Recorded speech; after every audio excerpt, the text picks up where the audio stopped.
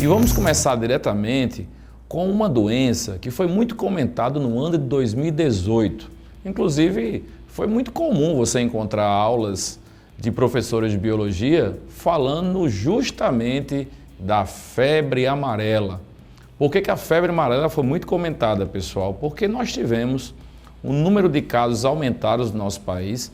Eu vou dar uma estatística para vocês, não só relacionado ao número de pessoas infectadas, mas pessoas que morreram no nosso país, certo?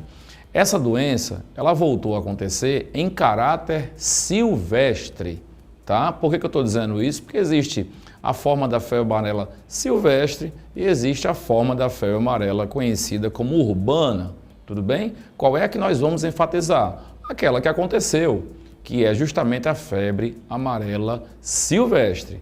Aquela que está relacionada, aí guarde isso, com fatores de desmatamento, destruição, aberturas de colunas vegetativas por ação da urbanização. E outra coisa, você estudou que o viabilizador da doença no sentido vetorial é o Aedes aegypti, tudo bem, mas nesse caso específico a gente vai colocar os mosquitos silvestres associados, o hemagogos, os sabetes, que são eles sim os viabilizadores de transmissão neste meio, ok? Dá uma observada no agente etiológico da febre amarela. Você está vendo aí o vírus da febre amarela, o flavivírus, que é um vírus de RNA, com a caracterização agente etiológico. Guarde isso, pessoal, agente etiológico. O que seria o agente etiológico? Seria o causador da doença. É muito importante isso. Quando a gente fala no mosquito, seja ele sabetes, seja ele hemagogos, ou seja ele o Aedes aegypti, que está associado à doença, a gente não vai considerá-los como sendo agentes etiológicos. O que vai ser um agente etiológico? Vamos lá, aquele que causa a doença, ok? Tá claro isso? O Enem quer de vocês, de forma bem clara, como pega a doença. O Enem quer de vocês o que devemos fazer para não pegar a doença. É importante analisar as sintomatizações? Sim, porque de repente um caráter fisiológico dentro de uma doença pode ser abordado. Nada impede, por exemplo, que numa doença como essa, eu queira abordar fatores associados à área sintomática dentro de um quadro fisiológico.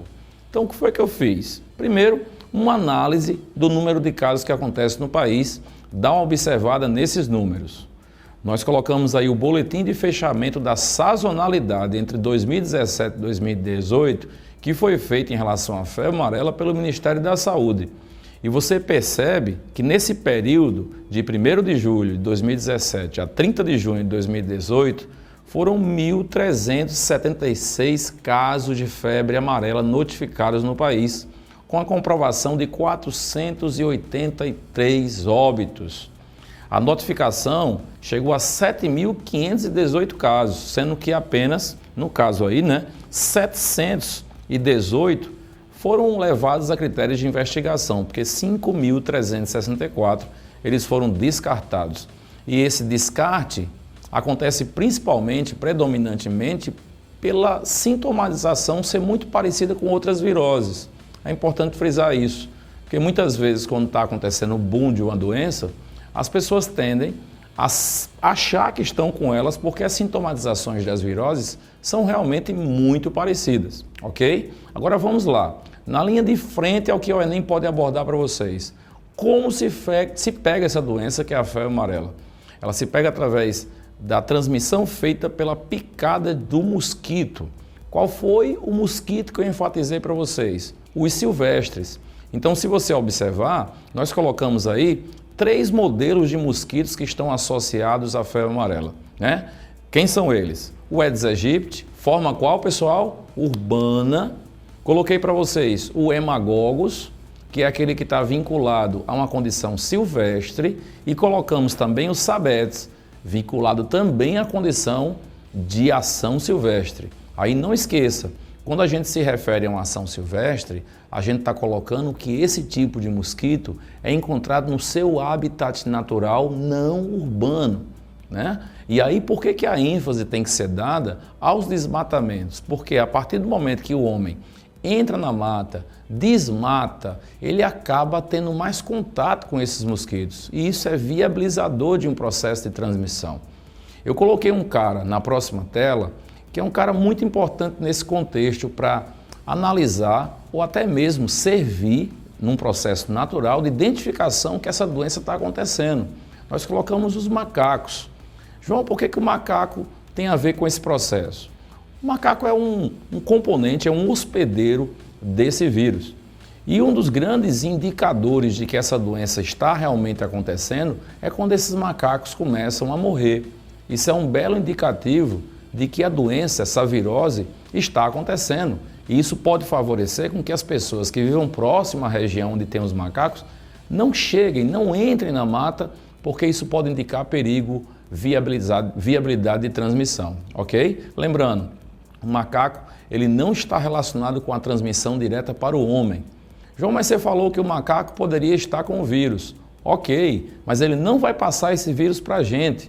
O que vai acontecer? Esse macaco com o vírus, entrando em contato com o mosquito, no caso o mosquito vai lá, o mosquito é hematófago, vai sugar lá seu sangue, adquire esse vírus e o homem estando lá, desmatando, entrando na mata, o que vai acontecer? O homem vai acabar recebendo esse vírus do mosquito. Lembrando que esse vírus, cada vez mais, ele desenvolve uma capacitação de ação contra os macacos, também relacionada ao que nós estamos fazendo com a nossa entrada na mata, porque a gente entrando na mata, a gente separa regiões, a gente faz com que esses macacos que viviam juntos se separem. Você estudou a evolução e sabe que dentro de um contexto de isolamento geográfico, o fluxo genético entre eles diminui. Se esse fluxo genético diminui, a probabilidade deles fazerem contatos para variabilidade genética também cai.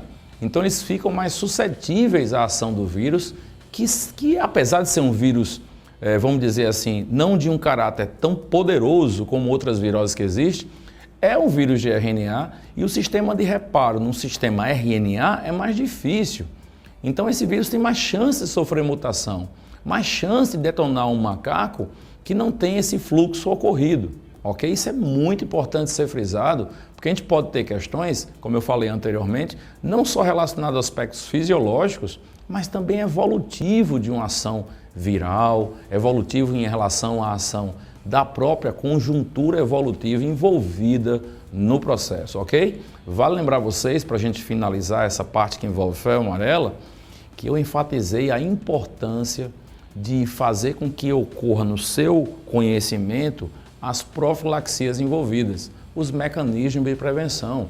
Como eu falei para vocês que essa é uma doença, a febre amarela, transmitida por mosquito, qualquer medida de profilaxia que envolva a eliminação do mesmo ou não desenvolvimento do mesmo é de fundamental importância. No caso, eu enfatizo até o fator citado da entrada do homem na mata. Quanto maior a preservação dos ambientes naturais, menores são as chances do homem ter o contato com esse mosquito silvestre e o contato com o vírus. Lembrando que existe vacinação.